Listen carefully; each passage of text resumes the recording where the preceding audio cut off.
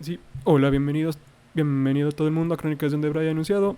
Soy Diego, soy escritor y bienvenidos a su clase de narrativa y literatura, que no es tanta clase, es más como donde hacemos reseñas, hacemos muchas cosas en cuestión de literatura, narrativa e historias para a ver si podemos hacer que la gente pueda disfrutar de mejor manera las historias para que puedan mandar mejores historias. Ok, cuando yo les digo X-Men, ¿en qué piensan? En Hugh Jackman, en Wolverine, en Storm, Cíclope, Jean Grey. Estoy casi seguro de lo que no piensan es que es posiblemente de las franquicias de cómic más importantes que existen, si no la más importante que existe. Y ahorita llegaremos a eso. Hoy, como se darán cuenta, vamos a hablar de los X-Men. No solo porque X-Men 97 es una gran serie y la recomiendo horrores, vean X-Men 97 si pueden, sino porque de repente, porque también volví a ver Legion, vi las películas de los X-Men y me di cuenta que sí, di, sí, lo que ha hecho los X-Men como franquicia de cómico, como historia, pues sí está muy cabrón, o sea, elevó, yo me atrevería a decir que elevó a los cómics a un estado que antes no existía. Pero antes vamos a hablar un poco de la historia de los X-Men y obviamente vamos a tener que hablar de Chris Claremont, el que revolucionó a los X-Men y básicamente cambió el landscape de los cómics para siempre con su run de los X-Men de 1975 a 1991. Ahora, hay personajes más famosos que los X-Men, obviamente. Están, obviamente, Superman de Jerry Siegel y Joe Shuster, no sé, ¿no? Batman de Bob Kane y Bill Finger. Siempre se me olvida. Ahí está. Y obviamente la creación de William Moulton Marston o Charles Moulton, la Mujer Maravilla. Pero en competencia contra DC en Marvel, estaba momentos en donde... Ok, Marvel fue creada como la respuesta cínica a DC. Mientras DC eran dioses, humanos y héroes, en Marvel eran personas con problemas más de personas. O más bien eran como, esta es como la versión más oscura de esos personajes. Lo cual es irónico cuando se ponen a pensarlo porque hoy en día a Marvel se le considera como la franquicia más segura, más family friendly, todo gracias a Disney y al MCU. Y DC es la oscura, la tenegrosa, la tenebrosa y todo eso. Y no. Originalmente Marvel era la versión cínica, era la versión más edgy y oscura de los cómics.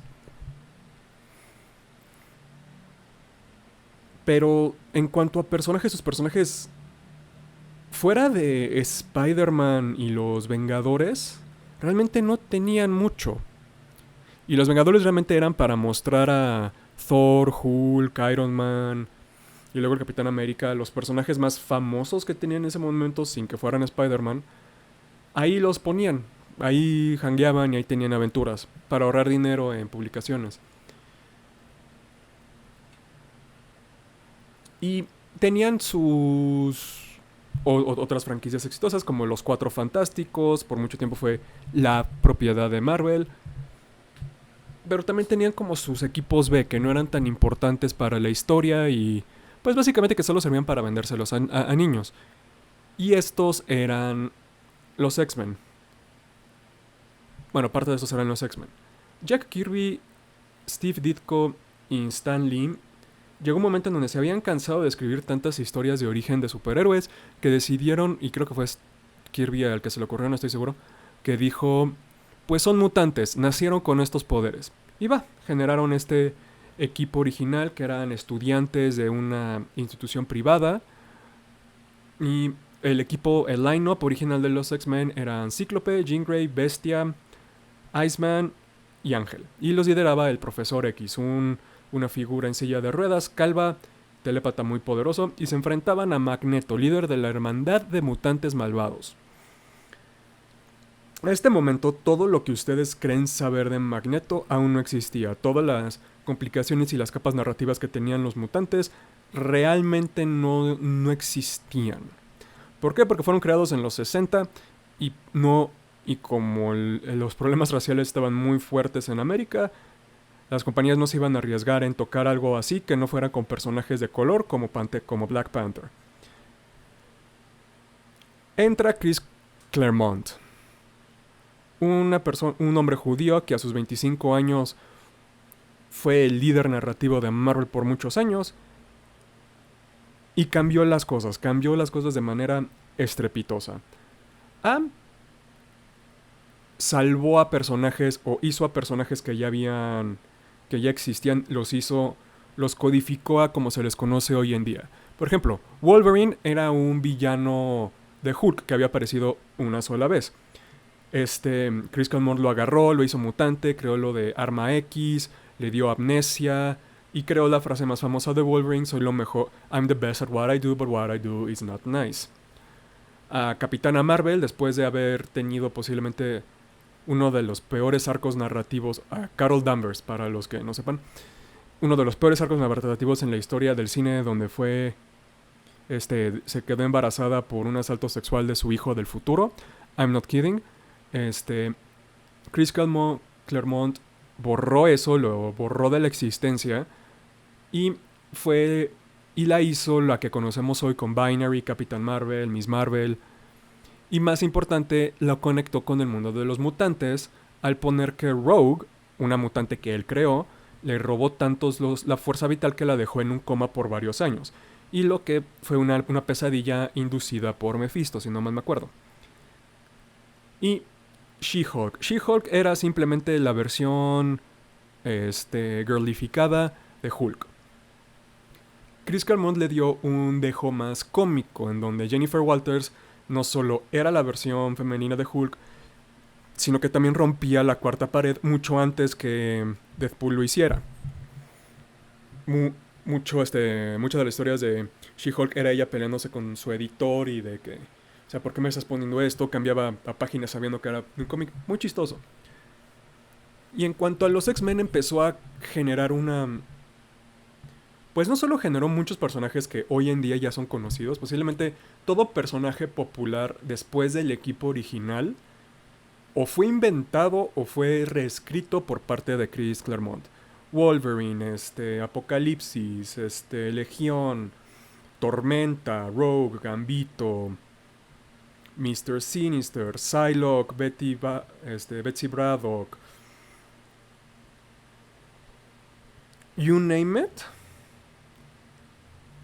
Con excepción de de las invenciones populares de lo que luego sería conocido como la nueva era. Aquí están. Rogue, Psylocke, Kitty Pryde o Shadowcat, Phoenix, el Imperio Shi'ar, Mystique, Selene, William Stryker, Emma Frost, Jubileo, Rachel Summer, Madeline Pryor, Moira McTaggart, Mirage, Wolfsbane, Karma, Cypher, Sabertooth, Sebastian Shaw, los Centinelas, Proteus, Mr. Siniestro, el Capitán Bretaña. Ustedes lo nombran, él lo creó. Pero eso no fue lo más importante que hizo Chris a la hora de los X-Men. Él logró codificar la historia como conocemos hoy en los X-Men, como una alegoría a toda minority, ya sea por riesgo social, por sexualidad, por lo que quieran. Chris Claremont lo puso. Había muchas mujeres con dejos homosexuales en sus escritos, pero Marvel en ese momento no permitía que nadie que no fueran heterosexuales o bisexuales. Obviamente codificó lo que los humanos odian a los mutantes. Y lo más importante que yo creo, aparte de eso, y eso fue lo más importante para los X-Men, creo que lo más importante que le hizo un personaje es que hizo a Magneto un sobreviviente del Holocausto. Cuando uno piensa en mejores antagonistas en la historia de los cómics, pueden pensar en el Guasón, pueden pensar en Lex Luthor, puede empezar en Duende Verde, en Apocalipsis, en Thanos, pero ellos son villanos. Cuando yo me refiero a antagonistas es a las figuras complejas que están en contra de los héroes. El número uno siempre va a ser Magneto. ¿Por qué? Porque y lo vemos desde las primeras películas, de la primera película, X-Men 1. Es un niño judío que sobrevivió a Auschwitz, que sobrevivió a ser torturado por humanos. Obviamente ahí entiendes por qué él no quiere a los humanos, porque él quería poner a los mutantes, o él quiere que los mutantes sean la especie gobernante, porque él ha sufrido a base de los humanos. También eso explicaría por qué el profesor X y Magneto nunca se consideran enemigos, porque los dos a final de cuentas quieren proteger a la raza mutante, pero Charles Xavier quiere unirlos porque es un niño rico de la zona rica de Westchester que realmente lo peor que le ha pasado en su vida es una vez que él ya es un adulto. Y tenemos a Max Eisenhardt, Eric Lenscher, Magneto, pues que lo perdió todo.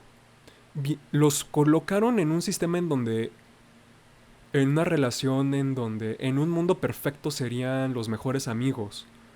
Pero justamente porque el mundo no es perfecto y sus ideologías son tan distintas, están en constante guerra.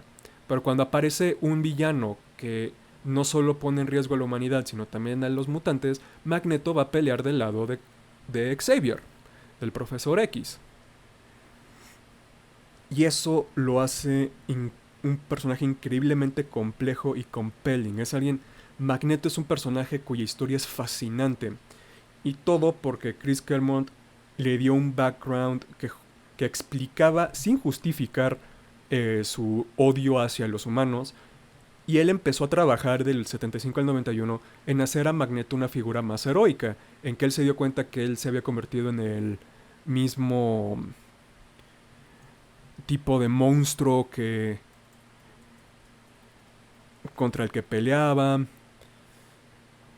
que los humanos y él no eran realmente tan distintos, y lo más importante, que en su locura o en su afán, su hermandad de mutantes peligrosos fue lo que eventualmente, o mutantes malvados, fue lo que llevó a la creación de los Centinelas, posiblemente una de las fuerzas antagónicas más importantes que ha creado Chris o que existen en la historia de los cómics, porque es un programa gubernamental legal que solo ataca mutantes. Es racismo y segregación convertida en un arma. Claro, existen las connotaciones de un campo de exterminio nazi porque, pues, persona judía en los 70 cuyos padres y abuelos vivieron Primera y Segunda Guerra Mundial, pues se entiende mucho el por qué lo escribió así. Y justo con este cambio que le dio Chris a los personajes, este matiz y esta profundidad, no solo llevó a que los X-Men fueran la cabeza de Marvel por mucho tiempo, sino hicieran lo que yo considero es, sin los X-Men de Chris Claremont, los cómics no podrían ser vistos como obra literaria, porque porque se hubieran tardado más tiempo en arriesgarse en contar historias más complejas. A Batman le mataron a un Robin después de los X-Men, en 1988 con Death in the Family. Todo lo que le pasó a Dick Grayson fue después de X-Men. Chris Claremont hizo a los cómics oscuros, pero oscuros no por el valor de choqueo, porque ya vi historias bastante... Jesus, el shock, Capitana Marvel, sino oscuras en tono, en trasfondo, en el simple hecho de que los buenos son odiados por el mundo porque simplemente nacieron distintos. Ese tipo de narrativas que vemos que solo se veían en novelas o en películas o en series de radio o cosas así, Chris las trajo. No estoy diciendo que él haya sido el primero, sino él las escribió de tal manera que las popularizó este tipo de historias. Irónicamente esto nos trajo la etapa tonta y oscura de los cómics con personajes como Homicidio o Exterminio, porque no entendieron lo que hizo este Chris, que por eso funcionó, pero también fue lo que nos permitieron madurar como medio, es lo que hizo que el alcoholismo de Tony Stark no solo fuera una broma, porque sí, Sí, Demon in a Bottle. Sí, Demon in a Bottle, el alcoholismo de Iron Man después de que Chris Claremont tomara el mando de los X-Men. Todas esas historias que ya son tratadas como estas historias maduras y... Sí, maduras en un formato de cómic, se lo debemos al X-Men de Chris Claremont. Watchmen vino después de las primeras tandas de Chris Claremont. Por eso digo que X-Men es posiblemente la franquicia más importante en el mundo de los cómics. Porque sí, no son tan populares, no eran tan populares como Superman, Batman, Spider-Man, la Liga de la Justicia, los Vengadores, Thor, Hulk. Pero fueron los que le dieron madurez al medio.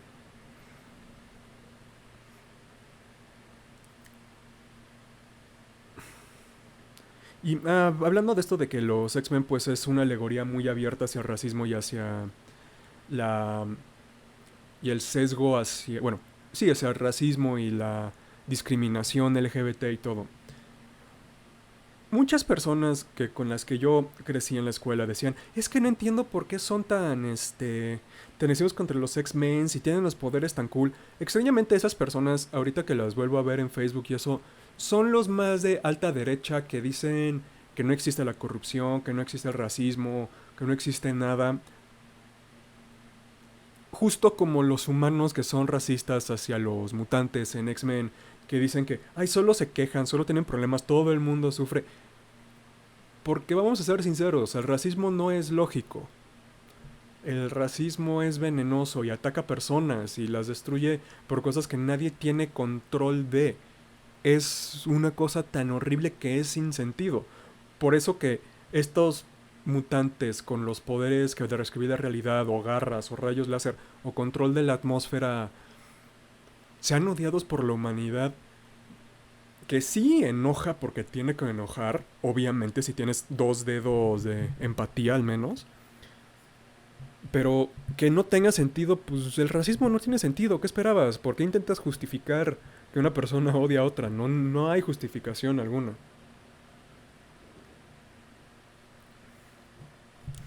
Y también, cuando los mutantes empezaron a agarrar más popularidad, los héroes que los apoyaron empezaron a también afianzarse más en el público como los grandes chicos buenos. En especial, los que siempre defendieron la causa mutante fueron obviamente Steve Rogers, el Capitán América, que en este momento ya estaba peleando mucho contra Nixon y había renunciado a ser el Capitán América. Spider-Man siempre ha sido muy cercano. Los dos Spider-Man, Peter y Miles, siempre han sido muy cercanos a los mutantes. Y Thor es sorprendentemente el único Avenger que siempre ha salido de su camino para proteger y pelear al lado de los mutantes. Si ustedes se preguntan de, ay, pero ¿por qué no ayuda más? Justamente, ya respondieron esa pregunta en los cómics de que Thor cree tanto en la humanidad que él cree que su lado más noble va a resaltar y a surgir. Y pues Thor es el equivalente a Superman, así que siempre va a creer en nosotros. Aunque, como dicen muchos fanáticos de los cómics, Magneto tiene razón. Y una vez que se creó esta popularidad, los X-Men fueron los que no dejaron que Marvel entraba en bancarrota. Porque los cómics de repente dejaron de vender. Ya no eran tan populares, ya no eran lo que eran en la época de oro y en la época de plata. Ya eran vistos como entretenimiento infantil, a lo mucho. O que más bien que Marvel y DC eran los niños de los cómics y que ya no podían contar historias porque ya contaban historias tan exageradas en violencia que ya ni siquiera era maduro, ya era la fantasía violenta de un niño con serios problemas de 13 años. Esa fue una de las consecuencias negativas que Chris tuvo sobre el landscape de los cómics.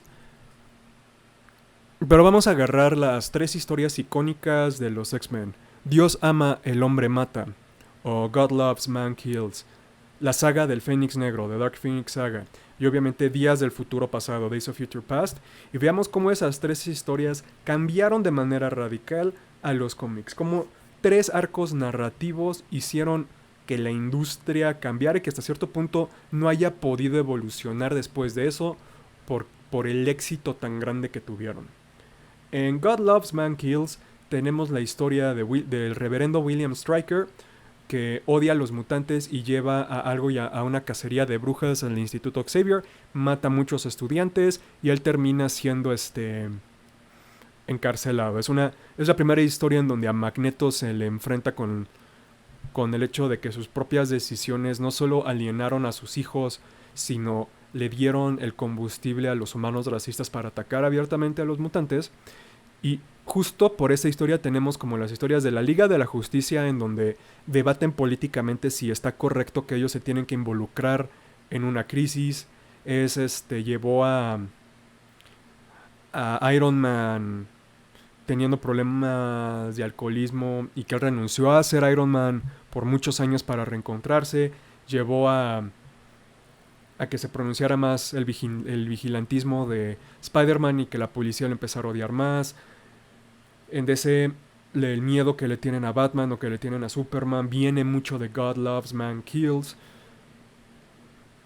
Pero también viene de que al final de cuentas las buenas personas van a triunfar porque es una historia de Chris Claremont.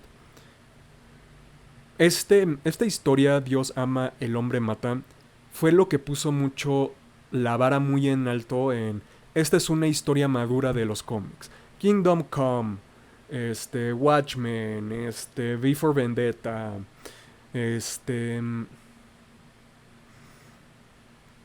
lo que se les ocurra de DC y de Marvel y de cosas muy cercanas a ellos, le deben temáticamente y tonalmente todo a Dios ama, el hombre mata. La saga del Phoenix es una cosa muy extraña, porque antes hay, bueno, es una zona muy peculiar, es posiblemente el arco más famoso en la historia de los cómics después de la muerte de Superman. Es la historia que cambió radicalmente la dinámica de los X-Men dentro del universo y fuera de. Y hay que dejar en claro que Chris Claremont como escritor tiene...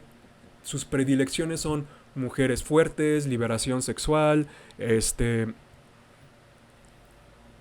relaciones LGBT, todo eso. A él le encanta poner eso en la historia porque es en lo que él estaba más movido. Y pilotos. Muchos de sus personajes originales mujeres son pilotos, como Capitana Marvel y Psylocke.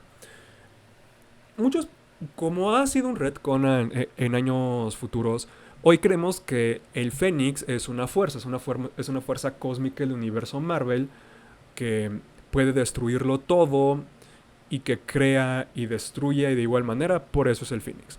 Originalmente, eso no existía. Originalmente, la historia del Fénix Negro es una historia en donde tenías a Jean Grey, una telépata cualquiera que resultó que la mayoría de su poder lo estaba conteniendo porque se le salió de control y el profesor Xavier la había puesto bajo cerrojo y llave y la había limitado. Es una analogía el Fénix Negro a la liberación que Jean Grey sufre. Pero al principio inicia como esta liberación sexual empoderante, pero luego se empieza a cuando todo su poder básicamente la pone al nivel de unos de los dioses o a un nivel casi divino, este poder la empieza a corromper. También otra parte muy importante de las historias de Claremont, fuera del body horror, es que entre más poder tienes, más te vas a ir corrompiendo. Y esto lo vemos con Jean Grey, de que inicia con esta liberación, pero se empieza a volver cada vez más agresiva, más violenta, y llega un momento en donde, pues, decide controlarlo, destruirlo todo.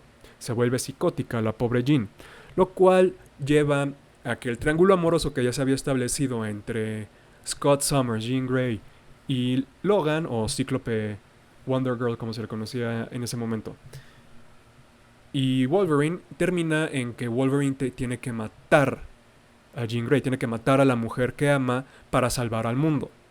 Aquí entran los temas del sacrificio de los héroes, que aunque no eran ya nada nuevo, teníamos con gran poder conlleva gran responsabilidad. La muerte del tío Ben, la lección de humildad que le metieron a Thor, esas lecciones ya existían dentro de los cómics. Pero pero cuando te lo ponen los mutantes, te ponen una historia trágica de liberación, de corrupción, de... Los mutantes son tan oprimidos y tan sí, son tan oprimidos que cuando se liberan corren el riesgo de destruir las cosas por sus maravillosos poderes. Va a ser una historia que medio se va a repetir en House of M, pero sin el impacto que tuvo el Fénix Negro. Y tanto impacto tuvo que el Fénix se quedó, resucitaron a Jean Grey, a todos los que ella mató en su quiebre. Porque también algo que pasa mucho en esas épocas es los que se mueran reviven, y los X-Men fueron los que pusieron muy de moda que si tu personaje se moría iba a revivir, especialmente en el lado de Marvel.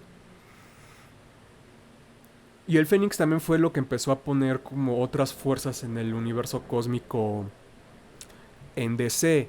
Es decir, Satara Satana, Raven, Trigon, esas cosas de estas mujeres que antes las teníamos reprimidas, pues les empiezan a poner razones de es que si se libera puede destruirlo todo. Realmente no es que sea reprimida por la sociedad, que es por la sociedad, sino porque es tan poderosa que no es controlable. Pero bien escrito, la historia del Fénix es una historia trágica donde no hay victoria, donde aún en Dios ama, el hombre mata, no hay victoria para los X-Men, porque si logran derrotar a William Stryker, los humanos los van a agarrar como excusa para seguirlos atacando, y si no lo hacen, más mutantes van a morir. Con el Fénix Negro, si no hacen nada, la Tierra y los mutantes pueden dejar de existir, pero si hacen algo, no solo van a matar a una de los miembros más antiguos del equipo, sino a, pues, el triángulo amoroso que existe entre Logan y Scott. Y extrañamente, la razón por la que nadie ha podido adaptar la historia del Fénix bien es porque tiene que existir la tensión del triángulo amoroso entre los tres involucrados. Se tiene que vender la idea de que sí, a Jean ama a Scott y ama estar con Scott Summers, pero ella ha sido tan reprimida que el salvaje, el rebelde y eso le llama de una atención no ignorable. O sea, también hay ahí hay un romance entre Logan y Jean. Y esto es lo que lleva a la creación de la personalidad del Fénix Negro. Y lo puedes poner con la fuerza con el Phoenix Force, con el Shi'ar, el Imperio Shi'ar. Puedes hacerlo. Pero no hay que quitar de que viene por esta tragedia de una mujer que casi lo destroza todo porque su figura paterna y la sociedad la dejaron tan mal, la traicionaron, o en un lado la traicionaron y por el otro lado no le daban lo que ella necesitaba de cierta manera, que casi destroza todo.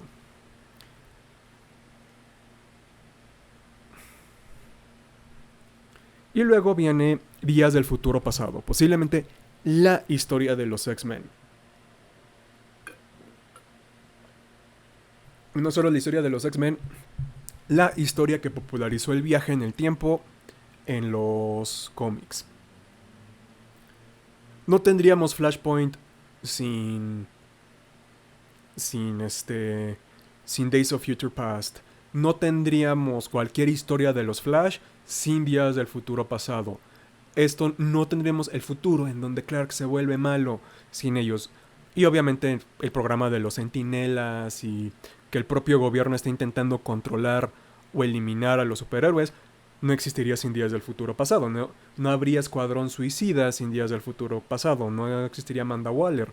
No existiría Cadmus. No existirían estas grandes industrias sin la aparición de Bolívar Trask y sus Centinelas. Días del Futuro Pasado, para los que han visto la película o para los que ven el cómic, trata de que un viajero en el tiempo, Bishop, regresa al pasado y empieza a cazar mutantes. Lo hace porque en el futuro los mutantes y la humanidad están bajo el control de los Centinelas. Los Centinelas son estas máquinas enormes programadas para detectar cuando nace un mutante, y si el mutante no se rinde, lo eliminan, y aunque se rinda, lo eliminan. Alegorías nazi. Y al intentar viajar en el pasado a cazar X-Men, lleva la atención de los X-Men al programa desde antes, a que se lancen los Centinelas desde antes y generan obviamente una masacre espeluznante. Es la destrucción de Genosha, es la que se vuelve Necrosha. Es esta constante guerra en donde en serio se pone a prueba y se pone al límite la creencia de coexistencia pacífica que Charles Xavier decía o dice es posible entre humanos y mutantes. Esta historia, los Centinelas, los lleva a, ok, pero ¿qué pasa si la mayoría o algunos humanos no quieren esto? Quieren eliminar a los mutantes y crean armas para eliminar a los mutantes. Esto es lo que empieza a producir más complejidad entre los personajes. Porque obviamente hay que matar a Trask, hay que destruir el molde maestro para destruir a todos los centinelas, no podemos confiar en los humanos, no podemos vivir con los humanos. Magneto crea la nación de Genosha para... Esta es una nación exclusiva para mutantes, que luego lo veríamos repetido en Krakoa de 2019 y que apenas... con respecto a Krakoa duró 5 años en tiempo real. Eso es bastante para cosas buenas para los mutantes. Lo que hizo interesante Días del Futuro Pasado es que en serio puso en primer plano la gran pregunta de si los héroes nos quieren defender o nos quieren salvar de nuestros peores impulsos, ¿qué pasaría si nuestros peores impulsos ganan? ¿Qué pasaría si el racismo, si este bigotry, este odio de la humanidad de sus mutantes ganara? Pues destruimos al mundo, porque a final de cuentas, como lo dicen personajes como Magneto o como Apocalipsis, la humanidad los mutantes son el siguiente paso de la humanidad. Es una evolución que nosotros, que somos la especie que va a ser reemplazada por esta evolución, no querramos hacer lo que nuestra especie le hizo a los neandertales, no quiere decir que eso no vaya a pasar. Así que entre más gen mutante empieza a aparecer, pues los centinelas empiezan a arrasar más con la humanidad. En fin, se logra desviar el tiempo, se logra salvar, hooray, pero como ya existen los centinelas, siempre van a regresar porque son enemigos clásicos, ya sea bajo el nombre Orkis con los centinelas Stark, porque le quitaron todo el dinero a Tony Stark, o como tú le quieras llamar, los centinelas y el problema de William Stryker y de Master Mold siempre van a seguir, incluyendo a Nimrod. Y Días del Futuro Pasado también lo vemos en los cómics, como dije, cuando los Flash viajan en el futuro y tienen que regresar para detener algo terriblemente malvado, que siempre es la misma historia, o cuando... No, es que si nos volvemos malvados vamos a crear una línea del tiempo en donde nosotros nos volvimos peor que los villanos, los amos de la justicia en Justice League. Todas esas historias en donde los héroes cruzan una línea y se vuelven malvados y se vuelven oscuros, tiene su nacimiento en Días del Futuro Pasado y en la época de Apocalipsis. Pero la época de Apocalipsis es algo distinto. Es donde nos presentan al hijo de Charles Xavier, David Haller o Legión, que es el ente más poderoso en la Tierra, el mutante más poderoso que jamás va a existir, y alguien que sufre de identidad múltiple y todo problema mental que a usted se le pueden ocurrir, en algún momento lo ha tenido Legión. Legión viaja en el pasado, cambia la historia y crea un presente todavía peor del que era. Legión intenta matar a Magneto, pero sin querer mata al profesor Xavier, volviéndolo a él una paradoja temporal y que ya no puede involucrarse tanto en la línea del tiempo. Y lleva a que Apocalipsis ha triunfado sobre la Tierra, ha esclavizado a los humanos. Y los X-Men son dirigidos por Magneto en honor a Charles Xavier. Es la continuación lógica de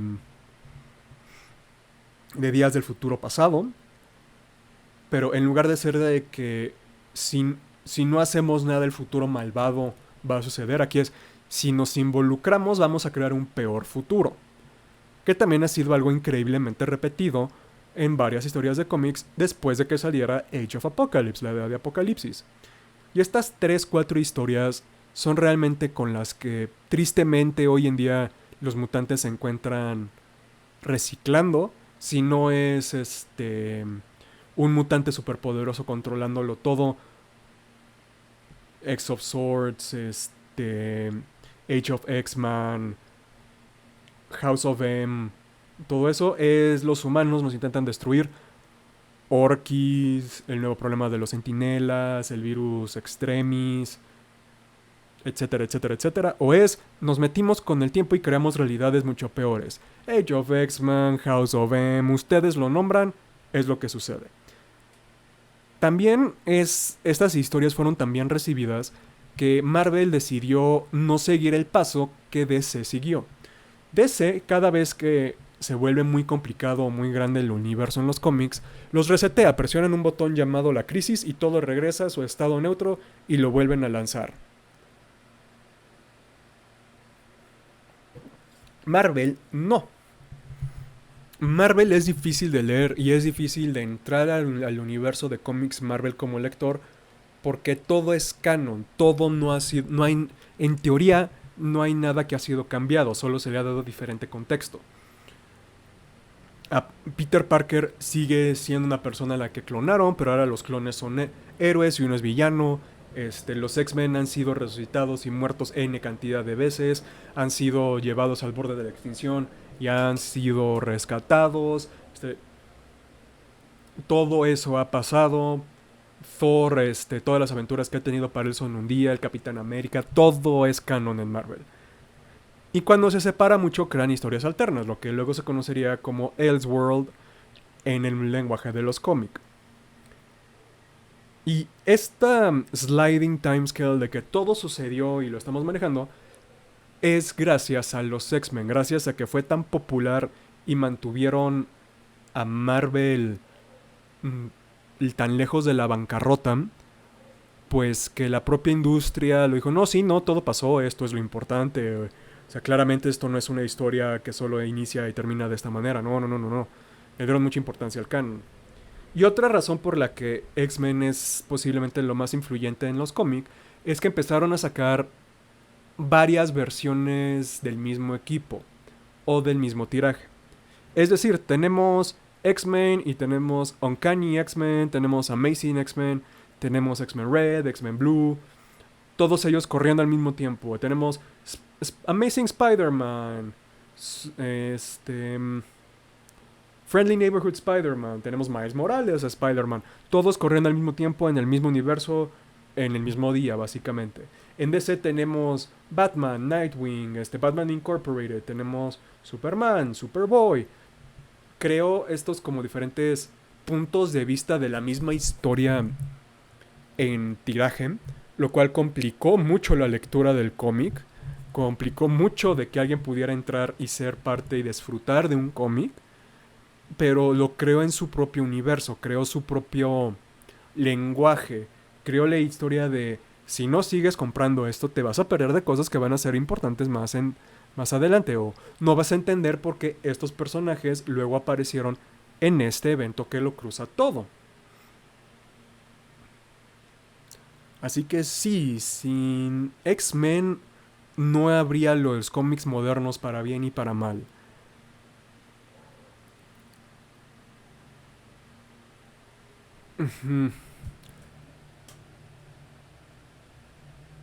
No hay nada que podamos decir sobre los X-Men que no sean, es posiblemente la franquicia más importante en la historia de los cómics. No es la más influyente, ese siempre va a ser Superman y los de DC, pero sí podremos marcar un antes del triunfo de los X-Men y un después. Es lo que evolucionó al género, lo que lo hizo madurar, lo que lo hizo crecer como formato, tanto para bien como para mal. Es lo que le dio colmillos y navajas y uñas y todo a los cómics para poder tocar temas de racismo, de la injerencia de gobiernos en otros países, para tratar temas políticos y sociales actuales de manera muy madura. Los X-Men hoy en día son una alegoría para todo tipo de discriminación, ya sea racial, ya sea de género, ya sea de sexualidad, de identidades, de todo. Los X-Men ya es eso, ya eres parte de los X-Men. Y como no tienes que explicar de dónde vienen sus poderes, simplemente nacen así, eso los hace invariablemente cool. Porque sí, los X-Men, un gran factor de los X-Men es que aunque tienen poderes muy lame, como el que solo tiene ojos por todos lados, también tienen poderes muy cool, como Wolverine, como Cíclope con su lado trágico, como Magneto, qué poder más cool es ser el maestro del magnetismo. Legión, Bishop, Forge, tienen poderes creativos, Tormenta, Rogue. Sus poderes no solo son cool, sino también son su gran maldición. Y la parte de las historias de los nuevos mutantes, de todo esto, es aceptar tus diferencias. Es literalmente la alegoría de que el mundo te odie porque eres, no sé, negro, eres gay, eres trans, eres lo que tú quieras, no importa. Eso para ti, esa parte de ti, es tu gran arma, es tu gran fortaleza, es lo que te hace, es algo que a ti te hace único, pero no es lo único que te hace. Porque siempre tenemos los personajes de X-Men siempre están defendiendo de, pues sí, tienen sus poderes, pero sus personalidades son tales. Cíclope tiene rayos láser continuos en los ojos o rayos de fuerza de contusión continuos, pero es una persona noble.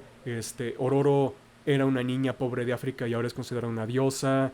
Wolverine es alguien cínico, es alguien muy adolorido, alguien con una historia muy trágica, pero es posiblemente de los mejores padres adoptivos en la historia de los cómics, una gran figura mayor, es alguien más sabio de lo que aparenta. Gambito es nuestro ethical slut en los cómics. Bobby luego resultó ser gay, Iceman. O sea, lo que dicen los X-Men es lo que a ti la sociedad señala que a ti te hace distinto a los otros, solo es una pequeña parte de ti y siempre vas a encontrar a personas que te acepten, que te incluyan, que te reciban con los brazos abiertos. Y también por eso los X-Men es una gran señal de que ser diverso, poner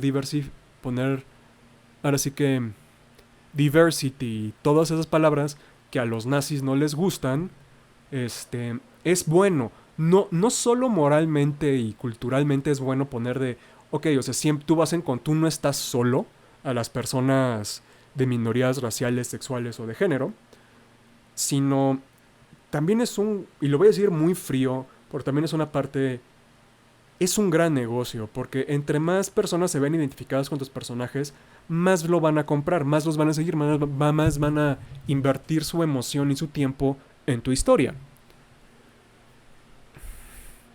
Y X-Men fueron los primeros que lo hicieron, porque todos los superhéroes antes de X-Men eran blanquitos, o eran, en el dado caso de la Pantera Negra, una alegoría al partido de la Pantera Negra. Era Blaxploitation sin ser Blaxploitation porque nadie explotó a los negros en Wakanda. Pero los mutantes son variados, vienen literalmente en todas formas, todos colores, todo género, todo lo que ustedes quieran.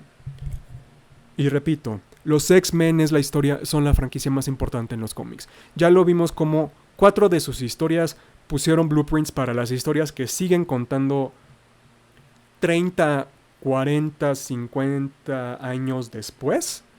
X-Men las puso primero. X-Men puso el template bajo las que todas historias viven. Toda franquicia quiere tener su día del futuro pasado. Quieren tener su saga del Fénix Oscuro. Quieren tener su Dios ama, el hombre mata. Su época de apocalipsis. Todos.